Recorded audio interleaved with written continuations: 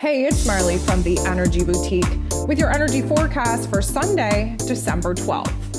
So today, the moon is in Aries all day, and it's a good thing that it is because we need to be fired up, we need to be heavily charged, we need to be bold and brave and courageous and futuristically pointed forward as we receive the new energies, the new light codes coming in from the 12/12 portal activation.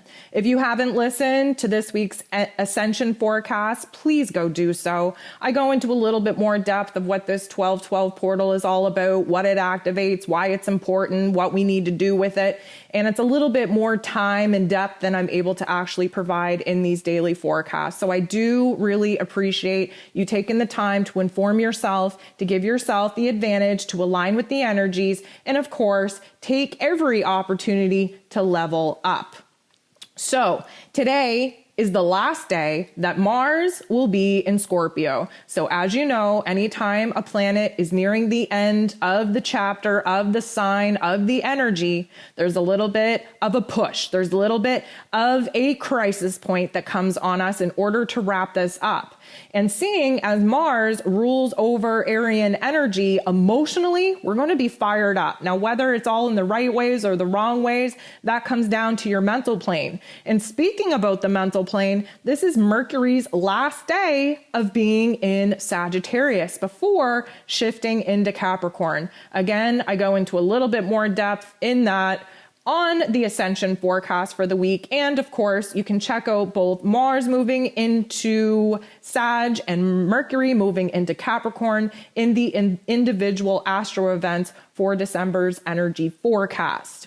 So with that out of the way, we have a little bit of a kerfuffle going on within us. It's a highly charged day. We're super sensitive. We're highly irritable. There are 8 different aspects taking place today, and 7 of them involve this very impulsive, fired up, charged, ready to go moon in Aries. The only aspect that does not involve the moon is the sun. The sun, of course, in Sag season is squaring tension point conflict with Neptune. Neptune rules over our spirituality, our intuition, our dreams, our creativity. Neptune is not even up to speed yet. Yes, we're in a direct position. Yes, he's in his place of power in Pisces, but it takes a while for Neptune to get back up to speed in a direct position. So we're still struggling to align with our intuition, to unleash our creativity, and to really use our imaginations. The sun squaring Neptune in this way, we're having a struggle. We're having a struggle to grow. We're having a struggle to kind of level up to this new level of awareness in our spirituality, in our ascension process. Yes, we want to grow, but we're hella confused on how to do that. Yes, we know that we're gaining clarity, but we can't even put it into words. Everything is a little vague. Yes, our inner narrative is a little bit down, a little bit depressing, hella deceiving. And basically, we're overwhelmed right now, and we just want to escape it all. Keep in mind, the 12/12 portal is bringing in high frequencies, high vibrations. We are essentially receiving new light codes. It's a very overwhelming time. And we see that battle, that conflict, that power struggle really kind of come alive within ourselves. The moon is going to try to help us out though, because the moon bumps into Pluto. And of course, Pluto just wants us to boss up and transform, wants us to change. He wants to use all the negative in the world in order to pull out the power. Now, the moon bumping into Pluto in this way is really going to show us where it is that we have to stop letting our mental plane go back into the past. We have to stop letting it, dig up all the emotions from the past. And instead, we have to use all of those not so nice thoughts and feelings and memories as motivation and inspiration to boss up to a brand new level. This is us taking control of our emotional state, of our mental state, and definitely using the pain and the suffering for good instead of letting it kind of put us in a state of paralysis and not doing anything about the growth and about the need to evolve. The moon goes ahead and bumps into Venus. Now, as you know, Venus and Pluto very close together in the cosmos right now. They just conjuncted early last week. We had a lot of push and pull. We are essentially realizing where it is that old traditions, old structures, old routines, old relationships, old money matters, all that old crap that once made us happy isn't making us happy anymore. We have new emotional needs. We have new values. We have a new worth within ourselves. We have a new want, need, and desire for happiness to infiltrate our lives each and every single day, not just every couple of months.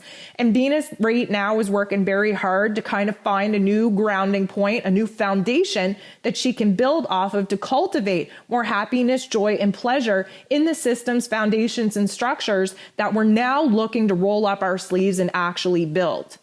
The moon conjuncts Chiron. This is a huge deal. The moon is in Aries. Chiron is in Aries. Chiron is retrograde. Chiron is preparing to go direct, which means that he essentially is trying to wrap up this introspection that we've been doing, this inner healing, this inner transformation, in order to unleash our spiritual warrior out into the world and take action in our exterior realms to mimic and mirror the inner transformations that we've already been going through. This is a huge healing point. This is a huge boss up in our emotional, intellectual awareness. This is a huge aha moment on where it is that we refuse to go back and instead we only focus on moving forward. The moon sextiles Saturn, which is a huge boss up in our emotional control. It recognizes where it is that, yes, we do have to make a change. Yes, we do have to rebuild some foundations. Yes, we do have to take on the roles and responsibilities for our own emotional happiness. The moon bumps into Uranus. And let me just remind you, again, every single time we take a step forward, those darker force energies kick in to try and pull us back to the state of paralysis in which the darker force energies benefit us in staying in because they like to feed off of fear, pain, suffering. When we're constantly repeating the memories, the thoughts, the emotions from the past that invoke those types of emotions, essentially we are giving permission to feed the darker force energies.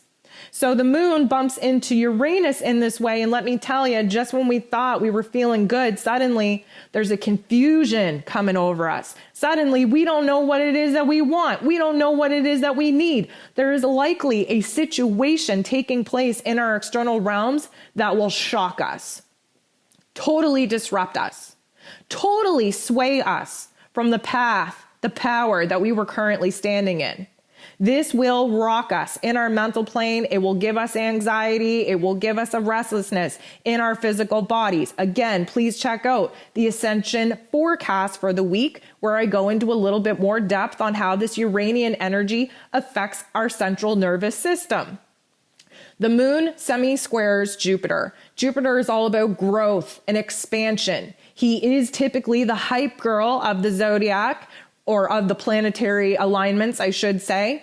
And at this particular point, we are so focused on the more that we want that we become obsessed with the changes that we have to make, the more that we currently want, the lack in which is currently alive and well.